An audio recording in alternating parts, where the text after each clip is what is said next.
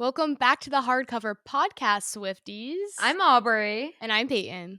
And as fellow Swifties and fantasy book lovers, we are giving you our favorite book recommendations from 2025 based off the 12 tracks of The Life of a Showgirl. Yes, so drench a cup of coffee as we dive between these paper sheets. All right, starting off strong, we have The Fate of Ophelia. This song has taken the Swiftie and book community by storm, as I hoped it would. I mean, we are mixing actual Shakespeare. This is for the girlies. Yes. You know how you're like, well, actually, do you even know Hamlet? I kind of feel actually, have you read the classics? Not like the other girls. It's so funny. I'm showing my mom these songs. I'm like, well, actually, do you even know the fate of Ophelia? Yeah, the lore behind it, all of the Shakespearean professors coming out and being like, well, did she improperly use Ophelia or not? It's like, yeah. The girlies are having a ball. Yeah, so what book we are recommending based off the song The Fate of Ophelia is Wild Reverence by Rebecca Ross. This has quickly become, I will speak for myself, one of my most favorite books ever. And I think it has to do with the way that it's formatted. This story follows Matilda. She is the daughter of a skyward and an underling. So the lore here is that doesn't happen. She's like the child of Romeo and Juliet. Exactly. Yeah. Let's keep the Shakespeare, right? So that doesn't happen. And so she technically belongs to hell and heaven, if that's the best way to describe it. Yeah. In the meantime, there is a mortal realm in between. There's obviously. A boy. So this is a love story that follows what happens when a goddess falls in love with a mortal and vice versa.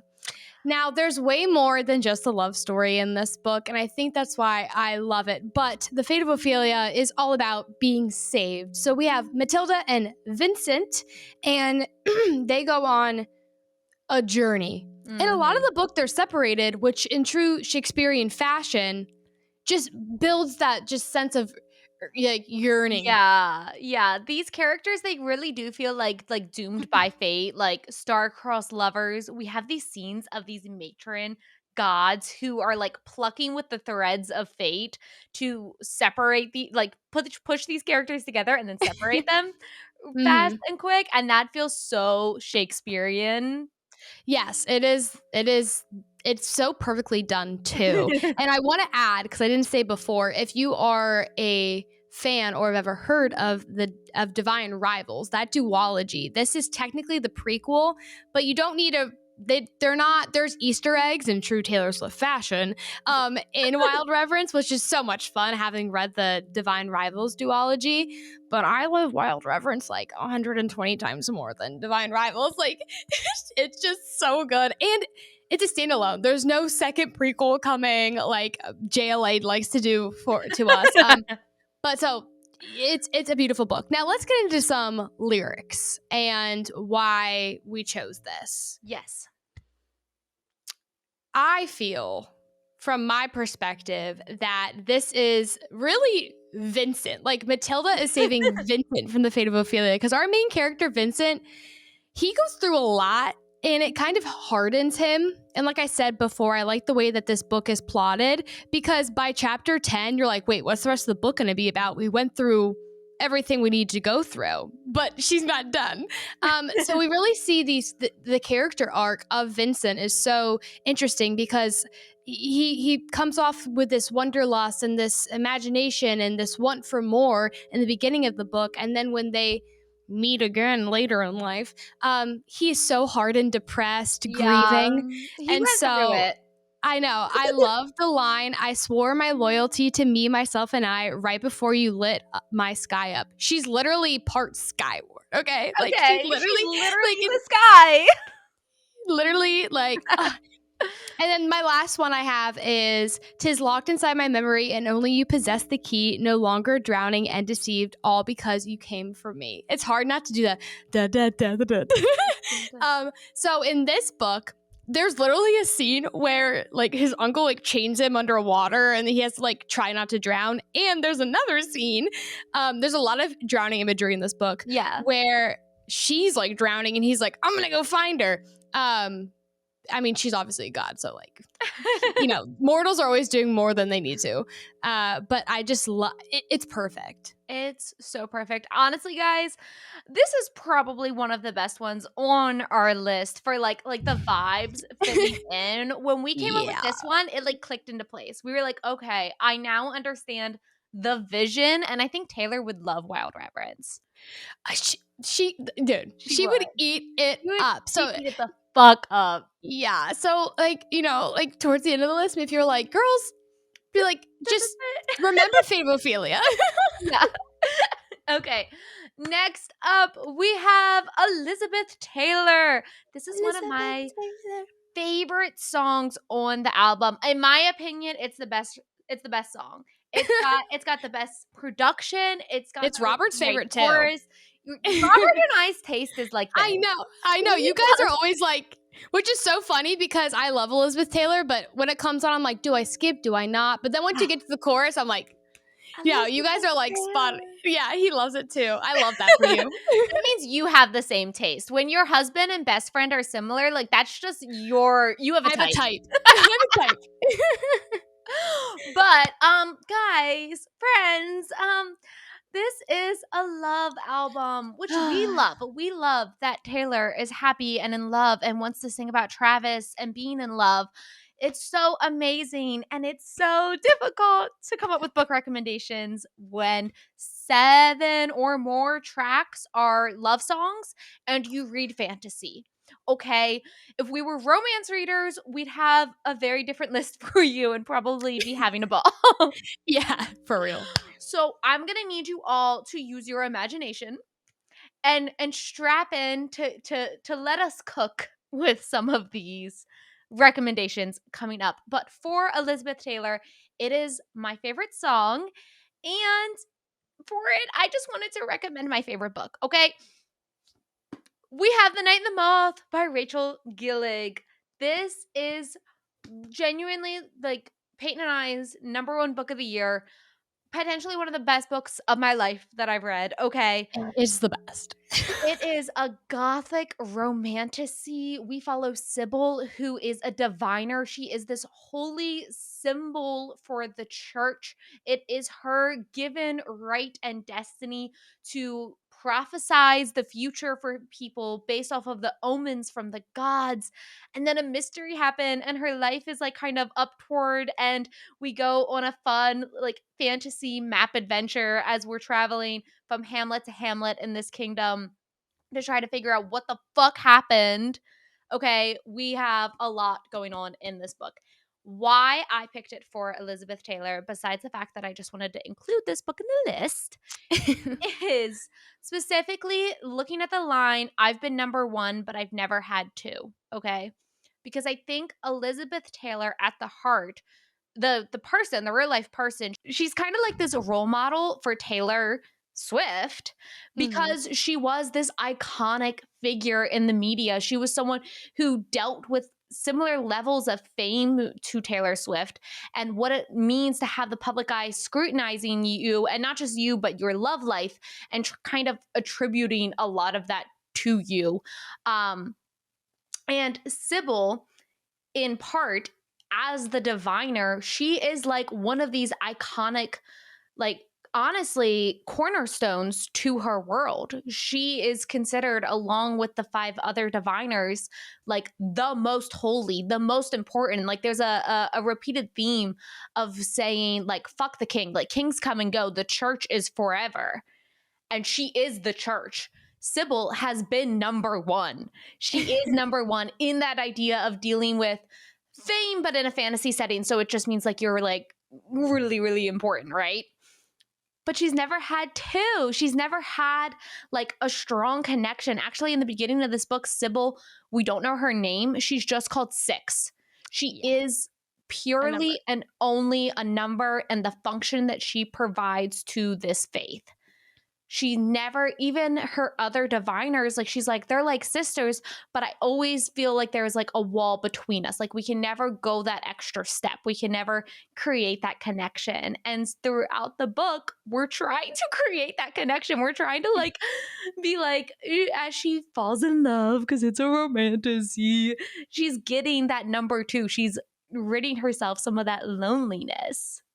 Yeah, I love what Taylor did with this song because it's being in an industry, and in Sybil's case, I don't know, the church where Yeah. she's constantly being labeled and Mhm. also put on a pedestal of like, this is what's expected out of you, and if you don't give this, then you are a failure. Yeah. And so I could go on and on about this story. I love it so much. I have two lyrics I pulled from this song that felt like it connected with the story. And mine is our diviner, Sybil, to Rory. Mhm. Since as a diviner, it appears that she has everything she could ever want. And I feel like Taylor kind of feels that way. From the Yeah. outside, I've seen the like, like how much like a pair of like Lululemon leggings are to Taylor, and they're like 50 cents. Like, you know what I mean? Like, to me, I'm Yeah, like, you imagine like, trying to buy her a Christmas gift. yeah, like exactly. But I love the lyric. What could you possibly get for the girl who has everything and nothing all at once? And I love that lyric because it's showing the perspective of two people. Like, yeah, I'm the Yeah. girl that has everything, but then it's like, yeah, but I have nothing.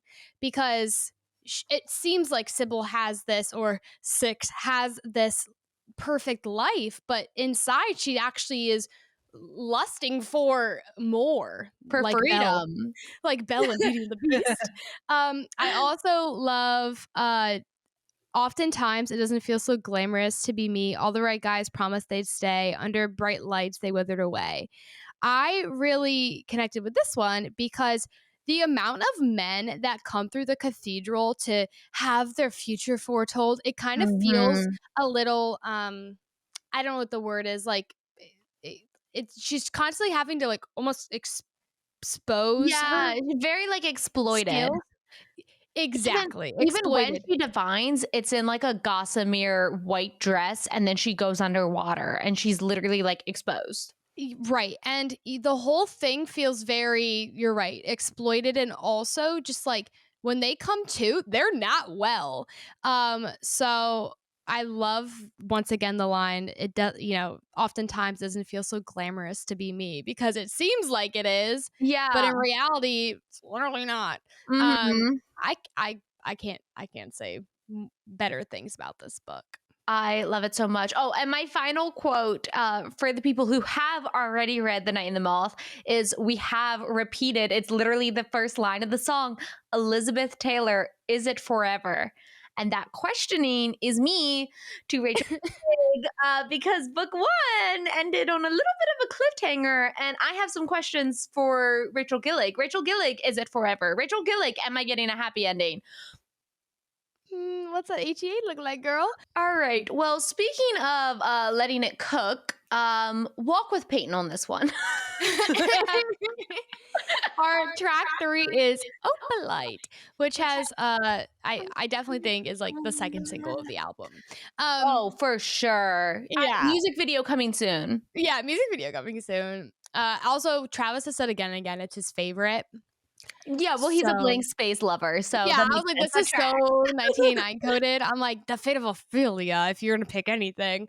But anyways, we chose A Study in Drowning / Theory in Dreaming by Miss Ava Reed. I'm gonna focus on A Study in Drowning. Both books have the same dark academia vibe. But no spoilers in this episode. So this book follows our main character, Effie Sayer. And if you know the last name Sayer, if you know, everyone, follows follows Effie. She's an architecture student. She has this dream of being part of the English Literature College, but no girls allowed. No girls are ever allowed. And so the next best thing is being an architecture student.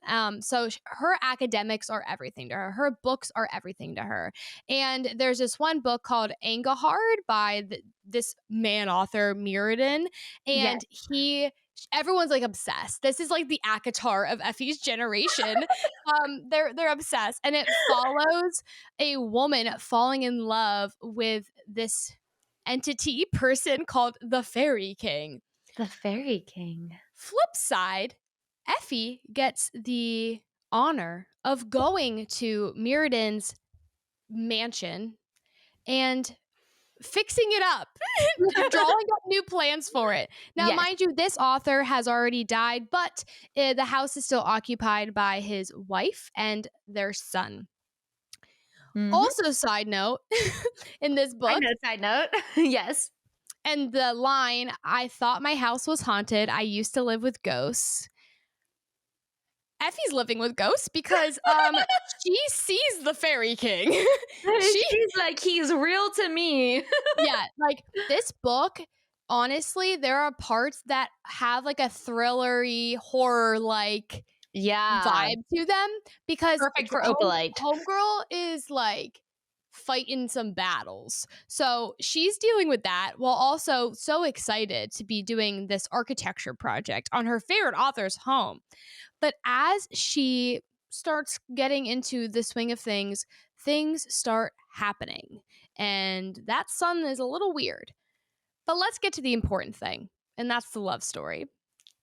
Now, as I said, only men can be in the literature college. And so the love interest, Preston, is living on property at this house because he is writing a memoir of types about Mirrodin. And so he's really doing that like investigative journalism type vibe. He's method acting, if you will, by being in the house and kind of, being around everything. So her house being haunted, which is so true, and her living with ghosts, that's why we pulled this from Opalite. Also, you had to make your own sunshine, but now the sky is Opalite. Like I said, this book, freaky shit keeps happening. And so, especially in the second book, I feel like Effie and Preston are constantly on this journey to make a happier life, to have that HEA together. Yeah, they have to carve it out themselves. they gotta do it themselves. So they fight through that storm together. It's cute, guys. And a little bonus for something that I thought of to help push this into the Opalite category is coming out this December is Archive of Romance, which is just a fluffy little novella about them, about our happy couple after the bad times. Post-trauma. And drowning in theory. Trauma bonding. Okay. If this is just trauma bonding in a book, I'm going to have issues, but... Oh my God, no. I believe that Ava Reed is going to give us the cutest, fluffiest romance, and that is what Opalite is. Opalite is like, we went through the fantasy adventure, and now we get to be cute together, okay? And that's what Archive of Romance is bringing us. And if I hear one more of you bitches try to put fourth wing to Opalite because it says Lightning Strike and Onyx Knight, I'm going to lose my mind. Zayden and Violet, they're not there. They're in the thick of a dangerous fantasy plot. I don't even know if I like them together at the moment, okay? They're not Opalite. Not yet. Not yet, babies. Yet. Guys, just hold on. Stop. We'll talk in a few years, and maybe we'll come back to Opalite, but we are not there yet. No. We are deep into Reputation, okay? Yeah, we're in Reputation. We're in Tortured Poets. We are not. We're in Tortured Poets. We are not here. We are not showgirls, okay? We are not. So, yes, I recommend studying Drowning. The writing at times can feel a little dry. And I think that has to do with the pacing. But there is something, if you're a Dark Academia girly, that you're going to freaking love it. I always say again and again, like, I don't know if I'll ever fully recommend a Dark Academia because for some reason they don't click with me. I love the aesthetic, but when I'm reading it, I'm like, okay, let's get to it. But Ava Reed's writing is just beautiful. Absolutely beautiful. Yes. Speaking of dark academia, next up, track 4, we have Father Figure. And with that, there's literally like, this is the one I'm most proud of coming up with. Absolutely. Because I was just like, yeah, enough said. This is all there is. Catabasis by R.F. Kuang for Father Figure. I mean, what else, baby dolls? Guys, Catabasis by R.F. Kuang follows 2 grad students after the untimely death of their professor, who decide the most logical thing is to descend into hell and bring him back so that way he can write job recommendation letters for them. Obviously. Avi. This is such a perfect fit because while we do have like the nonsense literature descent into hell wonkiness that happens in Catabasis, the larger theme I would say is this is R.F. Kuang's exploration on academia and kind of a critique of academia. Like, this is dark academia about dark academia. Yeah. And a big part of this is as Alice and Peter, our main characters, go to save their professor, we're getting a lot of flashbacks about just who this professor was to them, because he was a father figure. But the song, if you listen to it, really explores power dynamics and the abuse that can lie within. That is like really all you need to know. Yeah. This book has been equated to, and like the vibes of Alice in Wonderland. It's literally even mentioned in the book. Yes. Because imagine starting at the top of hell and just going slowly through these layers, and the deeper you get into hell, the more maddening the text reads. And the way that R.F. Kuang is able to concisely show you and make you feel mad without being confusing, that's hard to do. Yeah. Like, it's hard to do as, like, you can show that on the screen, but you can't read that and absorb it and picture it in your head. But this book was just one big, like, motion picture in my head because of how vivid R.F. Kuang's writing is. Everyone's always like, this is like, she's not beating the textbook allegations. Oh No, my she God. is. This is the, like, read Babel if you want some textbook. Yeah. Like, read that. But this is so accessible. It is so fun. The characters are quirky. They're weirdos at heart because they're just nerds. It's like nerds who like figured out they have little bits of like superpowers through chalk. So like, I just love the magic system and the concept. We do like these pentagrams, and like they all have their own like special version of chalk that they like. It's like, it's so academic. Perfect. I love it. So I for love it. some lines from quotes that lyrics quotes, oh my God, I'm like stuck in book world. Some lyrics that I think fit this perfectly is, when I found you, you were young, wayward, lost in the cold. Imagine a professor. You have this aspiring, young, ambitious, full of life person. How can I beat them down and make them into a sheep to suit my needs, right? Like, this is very true. Your thoughtless ambition sparked the ignition on foolish decisions, which led to misguided visions. Banger. Banger. Okay, Dr. Seuss. Like, okay. I love this because this book, if I had to give it a word, ambition. Ambition drives this book. No, that's really good. Ambition. In the best of ways and the worst of ways. And that's all I gotta say about that. Okay. So welcome to track 5. Track 5, if you're not a huge Swiftie, is typically one of Taylor's saddest songs, and it is called Eldest Daughter, and I think people had really high expectations for this song. Eldest Daughter is a bit of an identity crisis of a song because we have a lot going on. There are some lines in this song that are so beautifully well crafted. And then you get to the chorus And it's a little hard to hear "I'm not a bad bitch and this isn't savage" over and over again. Yeah. Yeah, as the chorus, it's a lot. I get what she was trying to do, but, Yeah. like, it's Like, like, I always you say, kinda get into it, you're like, "Oh, I can't." people cringed at, like, sometimes I feel like everybody is a sexy baby and I'm the monster in the hill, but, like, that was one verse. You know what I mean? Like, Yeah. if you didn't like that part of the song, you still liked the chorus of Antihero, and I think that is the I understand that she was purposely trying to be cringe, okay? For haters, lovers, and critique. For Taylor's haters and lovers, like, I know the purpose was to be cringy. It's a lot in the chorus.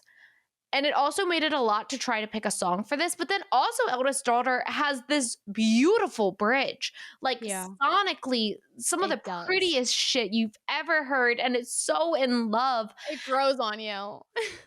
And so the theme, the messaging of this song is dealing with expectations of what society and people and the internet want from us, and then being grounded in all of that weight and pressure with someone you love, and it taking you back to childhood days where you are just like laughing on the trampoline and you feel carefree, and you have someone that you don't need to like put on a show for you, as the theme of a showgirl, right?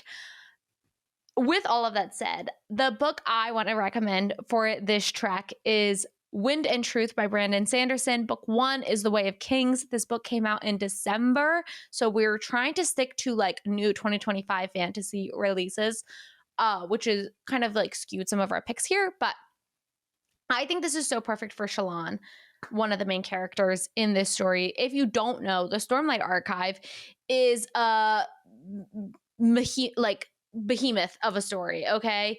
It is huge. All of the books are sitting around 1,000 page long. 5 books are out so far. There's another 5 to come. It's a massive story. One of our main characters, though, Shallan, is a girl who's really got a tough, traumatic past, okay? She has bore the weight of the world multiple times over. She is experiencing a lot of struggles with her mental health, with identity crisis. And through all of that, she's got a lot going on for her. You could say she has a lot of the pressures of the eldest daughter, even though I think she's technically the youngest. I think she is actually the youngest daughter. But with all of that, she's also betrothed to a prince. Love that. And you kind of, especially in book 2, get to watch her start to like fall in love and experience like positive feelings for perhaps one of the few times in her life, okay? And I'm not going to say that Brandon Sanderson is a romance author. Know that this is a side part of her own story, but I think Shallan becomes very grounded in that romance and experiencing light and joy in a way that felt reminiscent to Eldest Daughter, and we needed a new fantasy pick to put in there. So the Stormlight Archive, Wind and Truth. Yeah. Brandon Sanderson's like modern day. Like, he's gonna be our generation. Aubrey always says this. Tolkien, Yeah. George R. R. Martin. So remember the name. Alrighty. We have our next track, Ruin the Friendship. And because Taylor brought us back to high school, and then I watched some last night actually on TikTok. Okay. People listening to Ruin the Friendship for the first time and realizing that it ends in agree. They're like, everyone's like, oh, they mentioned Abigail. And then they're like, wait, everyone's so happy. And then it's just like, boom, the energy drops in the room. It's like, you said what? You said, wait, huh? And for the first time listening to it, I get that. But the fact that people recorded themselves doing it, it is so, it's kind of funny. But Yeah.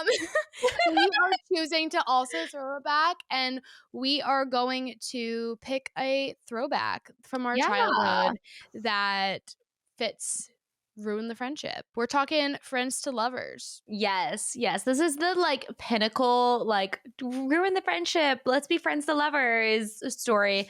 What did you pick, Peyton? So I feel like people we meet on vacation, which is like my modern day pick, would work for this Mhm. because it's kind of the only like Friends to Lovers I've read. Better Than the Movies also too by Lynn Painter. Yeah, that was a I feel good like one. that would be good too. But those aren't romance. Those aren't fantasy, and my pick's not even a fantasy either because I couldn't make Divergent work for this.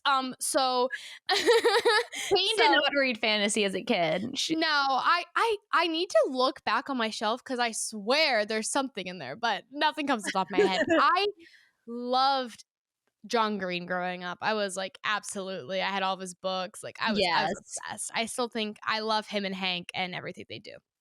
But I chose Paper Towns by John Green. This Ooh, follows a boy named Quentin, and he is in love with this girl named Margot. They grew up near each other, and she's I'm kind of really picturing never the given. movie. Yeah, you think of what Cara Delevingne, right? Yeah. And the Naked Brother band guy, um, something Wolf. He's like obsessed with her, but in that kind of like she's too cool for me kind of way. She'll never pay attention to me, but he just thinks she's the coolest thing ever.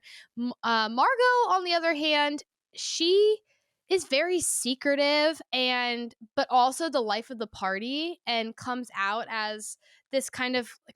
as this girl that like will do anything and is up for whatever adventure. But like Manic Pixie Dream Girl. yeah, but she's also like sneaking out at night and like doing some weird Yeah. sketchy stuff. She's So cool. she's cool. She's so freaking cool. So one night, Quentin gets invited to rendezvous with Margot, and they have Oh like my the best night ever. god. They're like breaking into buildings and exploring and being teenagers and whatever. Next day, wakes up, he's like, this could be it. I think she likes me. She's missing. She's gone. What Shit. happened to Margot? And so we spend the whole book looking. I just think this song fits because a lot of times I feel like in the book and if you watch the movie, he's kind of like, I wish I would have said something to her. Like I wish I would Yeah. have maybe if I would have said how I felt, maybe she wouldn't have left or whatever. Dealing with those what ifs. Yeah, like the what ifs in life. And I feel like I relate to this song like personally, but when it's time for like the books I read, I don't really want to read about that stuff. Like I don't want to. Like I don't want that. But that is my pick. Sorry, it's not fantasy, but we're throwing it back. It's okay. I have only ever read fantasy. I've been a nerd since day one. So I have like 1.5, 2 picks for you because the thing is, guys, I cannot, I will take any opportunity I can to bring up Percy Jackson. So I must. Obviously. I must. Can I, in full faith, recommend a middle grade fiction book to you all On the podcast? No, which is why I have a backup. But if you're looking for the ultimate beautiful, beautiful Friends to Lovers, it's got to be Percy Jackson and Annabeth Chase. Yeah. I mean, I was not a Percy Jackson kid, and I can even tell you that. Yeah, they are the OGs. They are the best Friends to Lovers you're ever gonna fucking read about in your life. And I will say, wow, the Disney Plus TV show is not actually like super book accurate. It is very good, and those kids are acting their little hearts out to give us yearning Friends to Lovers stories. So all those mid 20-year-olds now, that's so funny to me. So I would totally recommend that TV show. But in terms of a throwback book that I actually would recommend people to pick up, I am going with Lady Midnight. This is a Shadowhunter book because of course it is. If you're asking for a throwback pick, you're getting Percy Jackson or the Shadowhunters. I could have told you that. For moi, okay? This is in the same series of Shadowhunters. You have probably heard of City of Bones before. It's got the shirtless guy in the New York setting, greenish cover. It's a lot. You might have heard a thing or two. It's not true. The rumors aren't true. Okay.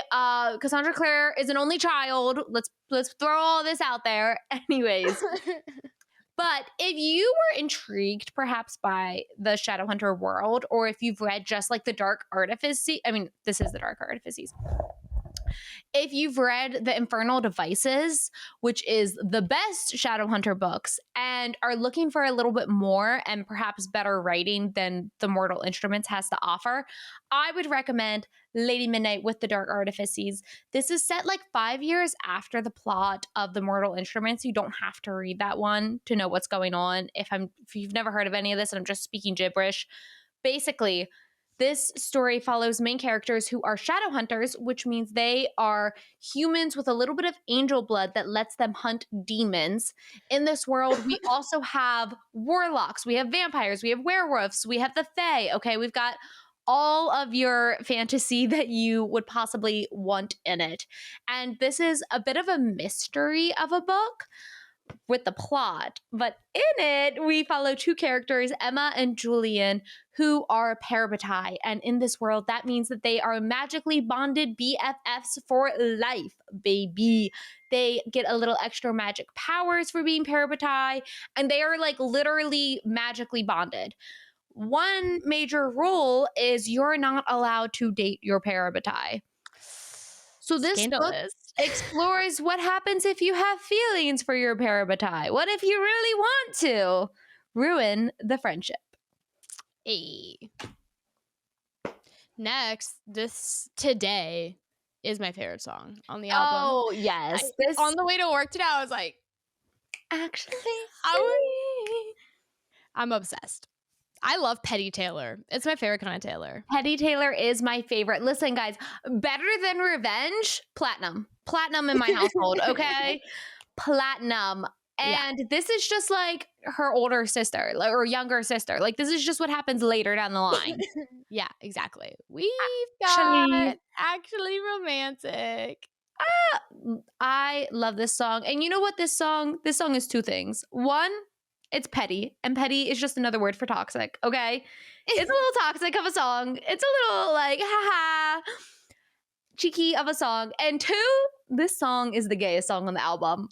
Guys, literally, it's like, oh, it's, are you flirting with me? Like, oh my God, like it's making me wet. Like, that's lyrics from the song, okay? If you want to see gay edits to this song, go to my TikTok saved, because I have the best edits stored up for you guys. I have edits from the Targaryens, Rhaenyra and Alicent from House of Dragons. I have edits of Mean Girls, okay? It's all there for you. Doing God's work. I am doing God's work. And I actually had this folder for a while of edits that I saved up. And I finally was like, you know what? I got to do a public service and I got to make this public.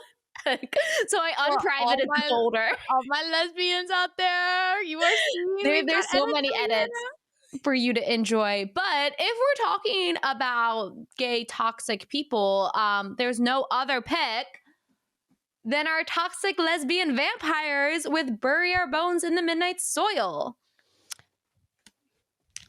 Peyton is going to read this one in November.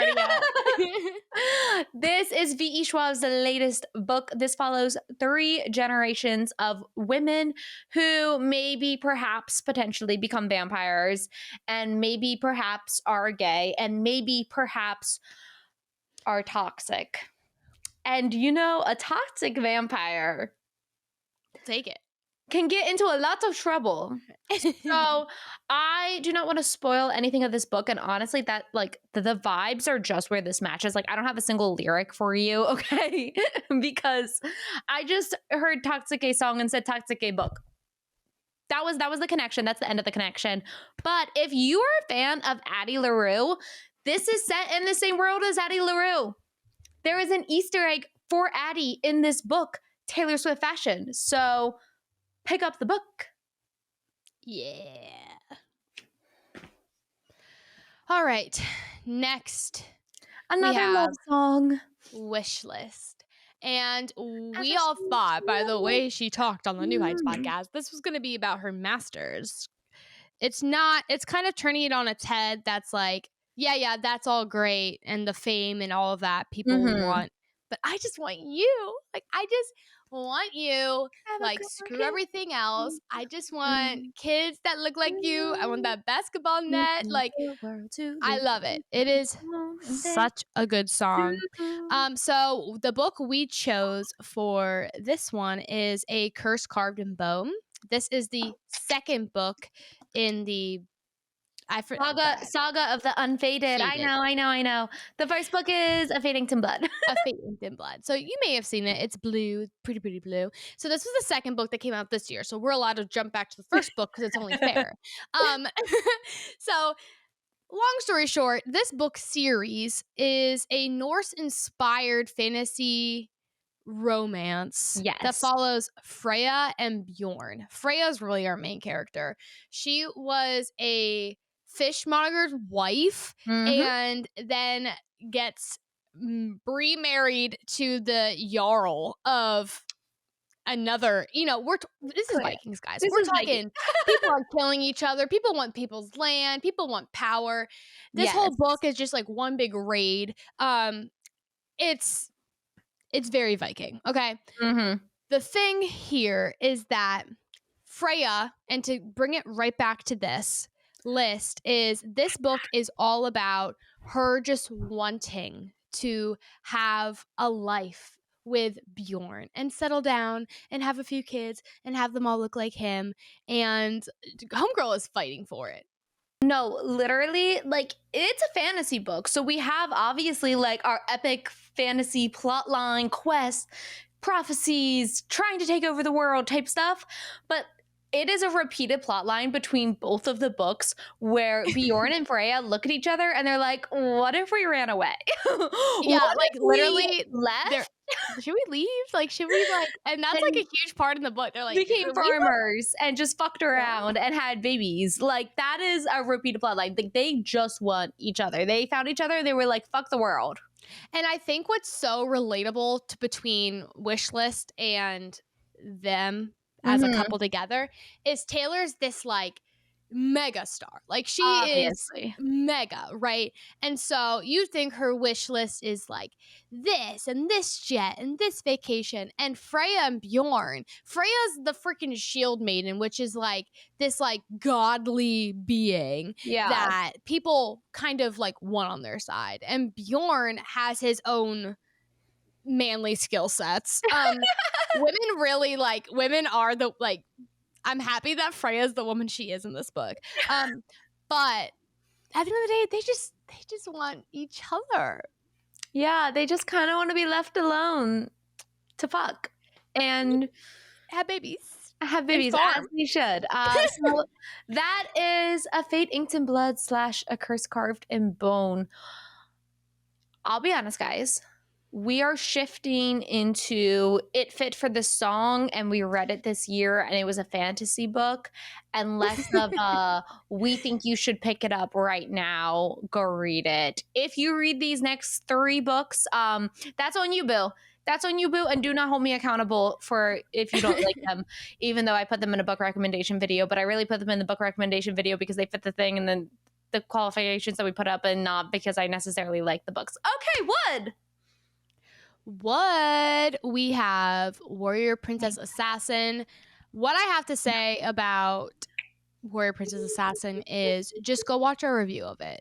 Honestly, don't read the book, just watch the review, because if you're in a bad mood, if you've had a bad week and you want to hear us shit on a book but also like have the most fun time doing it, you're welcome. Like, this is therapy for you. Go laugh a little and watch that video. But long story short, I was catfished by this book, if you will.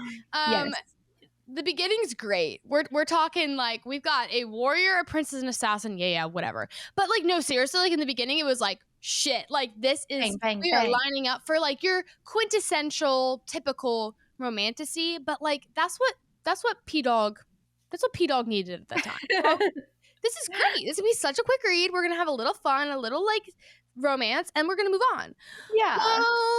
Quickly, the boys, I noticed, started talking about each other's wood, if you will. And then this turned into my first why choose romance. And I was not ready for it. I was not ready.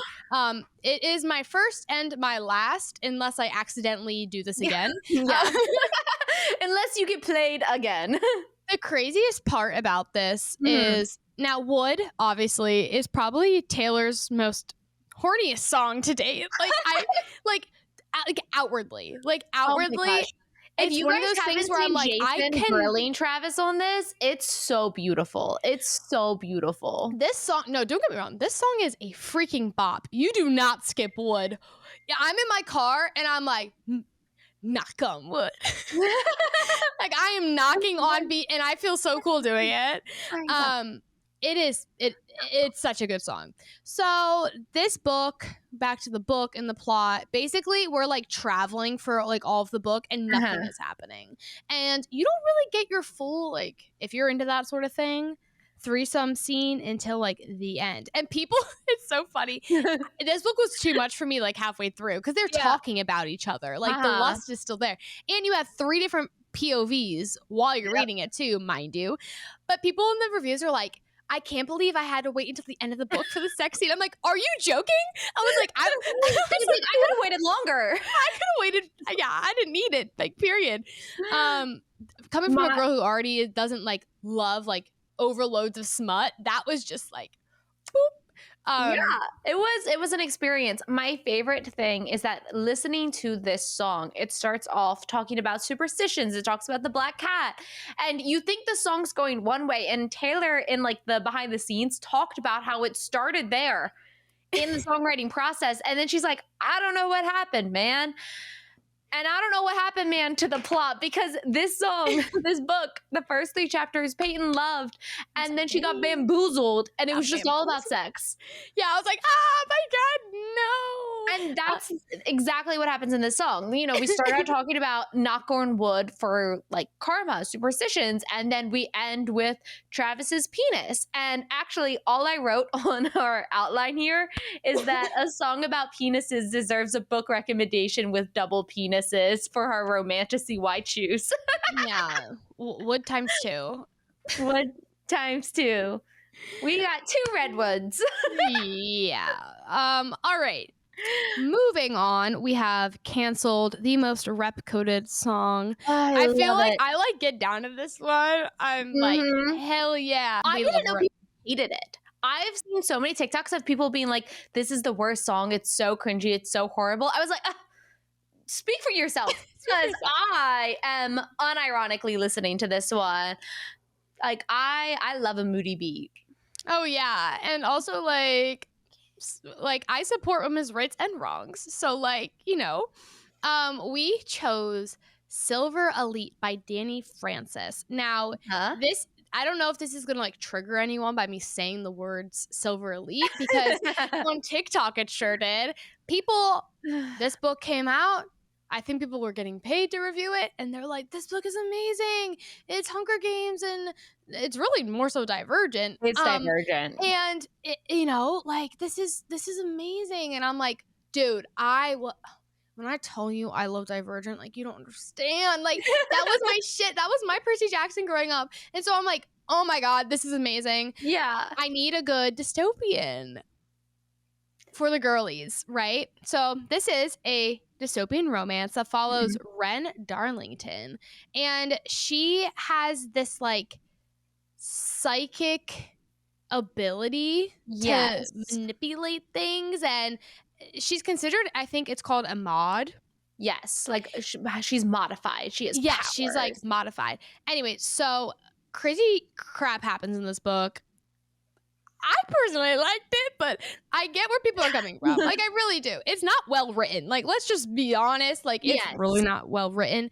Oh my God. We vlogged this book, and just watch the reaction of me reading the first chapter, because I couldn't stop like physically cringing with the writing of this book. But then I switched to audiobook, and when you're just listening to it, like, you know, it's a little bit of a beauty filter. Yeah. And like the plot is like yummy. It's like bad trash. You know what I mean? It's like turning on Big Brother. It's like turning on The Bachelor and just being like, it feels good. Yeah, like I think that's kind of how I felt when I was reading it. I was like, you know Yeah. what? This feels like reality TV that I just like. I'm gonna sit down and watch Love Is Blind, and don't freaking judge me for it. It doesn't mean that I think that's my standard of good quality TV, but a girlie wants to have some fun sometimes. So, anyways, back to the book.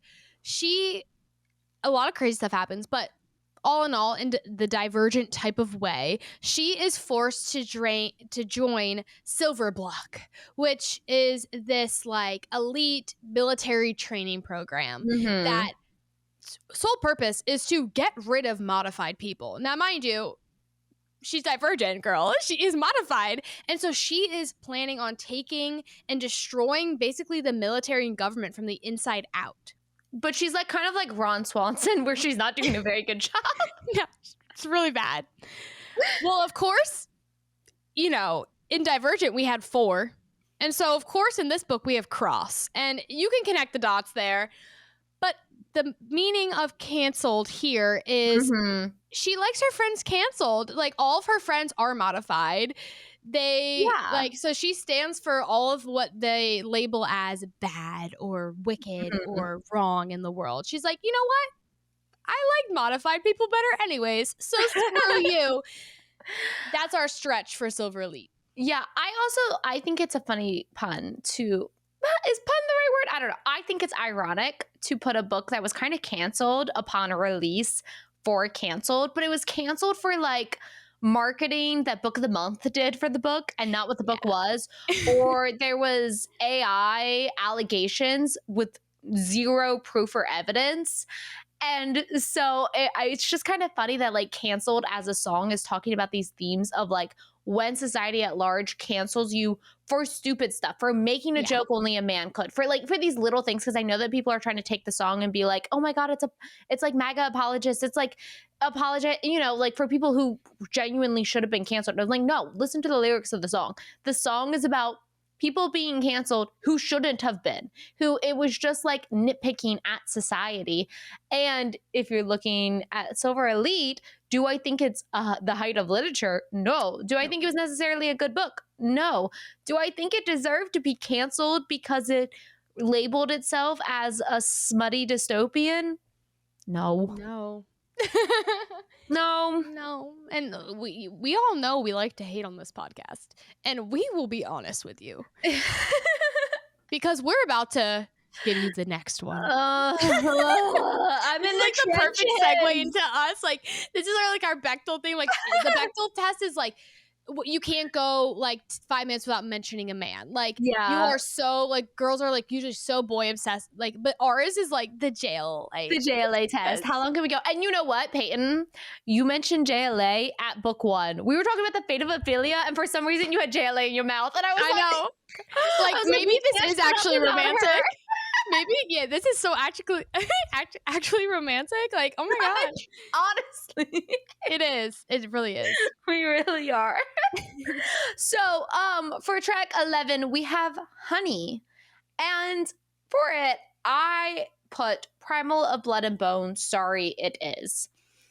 If you don't know, Primal of Blood and Bone is book 12 of the From Blood and Ash series. Guys, we're tired. That series that came out in 2020 and you like saw a few TikToks about? Yeah, no, it's still going.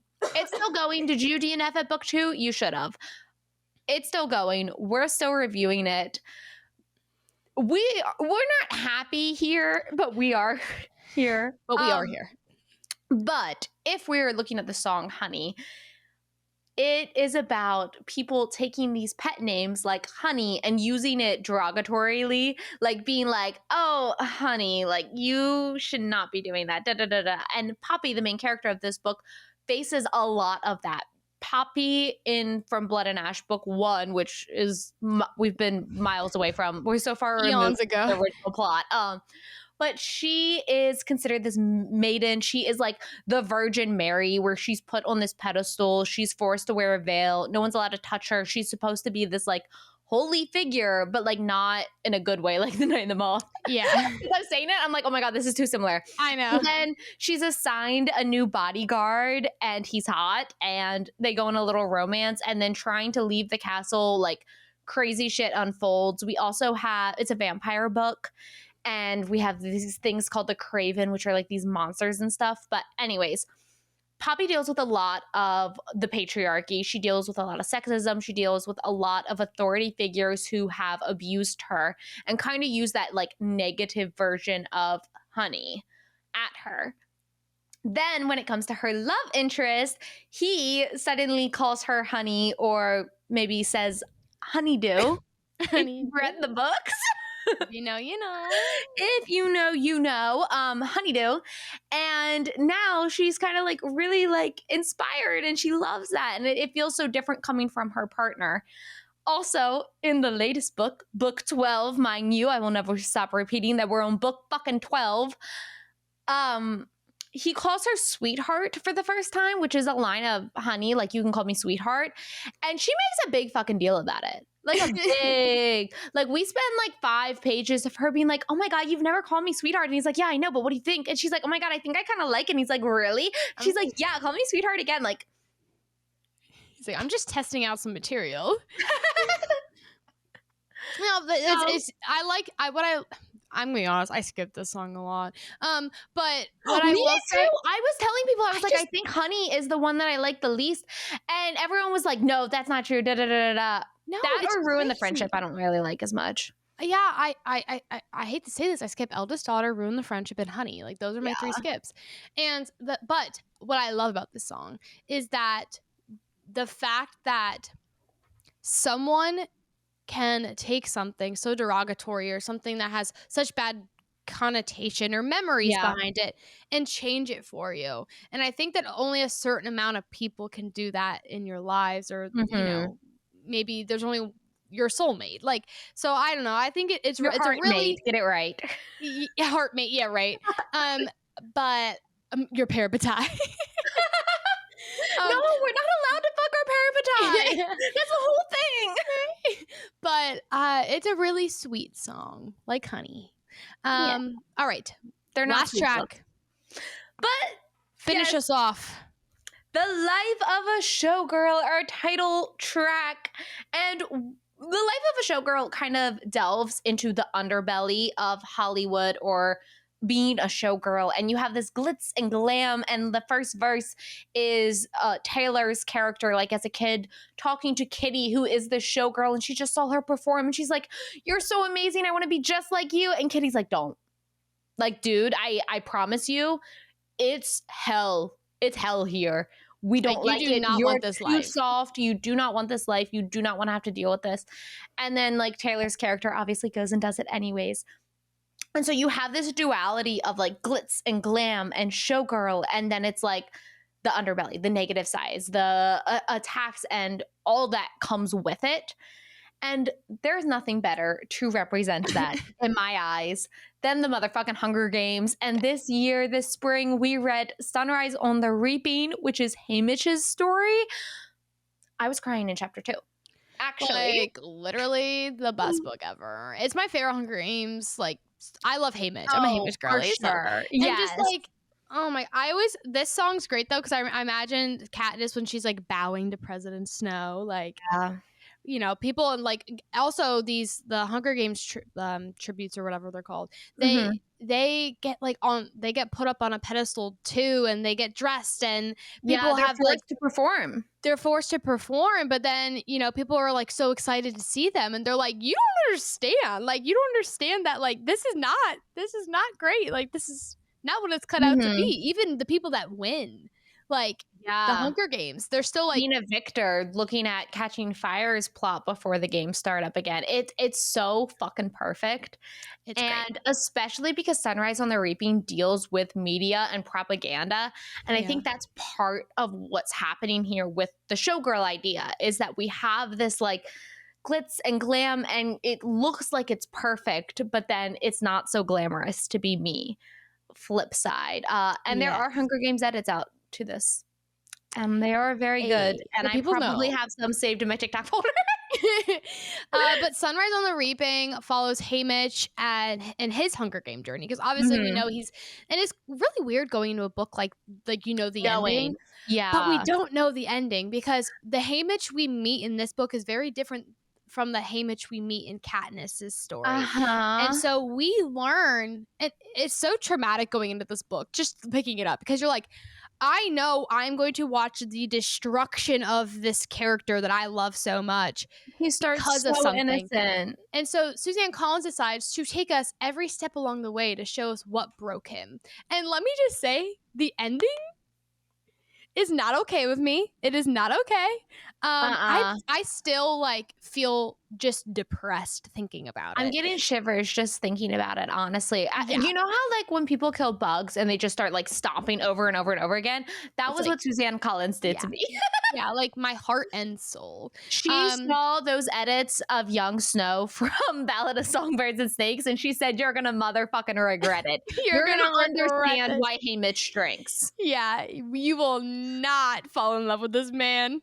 I love the lyric, "Do you want to take a skate across the ice inside my veins?" Yeah. Sabrina's line, the way she sings it, I'm like, damn, like that imagery and just pulling that out, like I look, you know, I'm this showgirl and I'm this like godly figure to you, but like inside I'm like a cold-hearted bitch. Yeah. Because of the way that the world has made me. And do you want to use me in that way? Do you want to literally like skate for your entertainment on my fucking veins that have made that are forced to be cold because of how horrendous this industry is? Yes. And also like back to a great like I'm ready for Broadway too, and like, oh my gosh, this song I love Life of a Showgirl, and I think Sabrina was the perfect person to feature. When I saw feature, I was like, is she gonna Lana Del Rey us again, like Snow on the Beach, like, you know what I mean? I was like, okay, but when Sabrina started singing, I was like, yes, Sabrina's verses are my favorite because they just are like so perfect. Yes. So with that being said, we have given you 12 recommendations. Some of them I would take maybe, you know, more to heart, maybe some less. I want to know our best. What books you've read this year that you would recommend based off of any of these 12 tracks, because we're always looking for more recs, and maybe you can help out some more people in the Hardcover podcast community. Please like and subscribe. It helps us out more than you know. We are on Apple Podcasts and Spotify, so if you're like in the car, we're all about safety here, baby. Yes. All right. Thank you so much for joining us, and happy reading or listening. Yeah.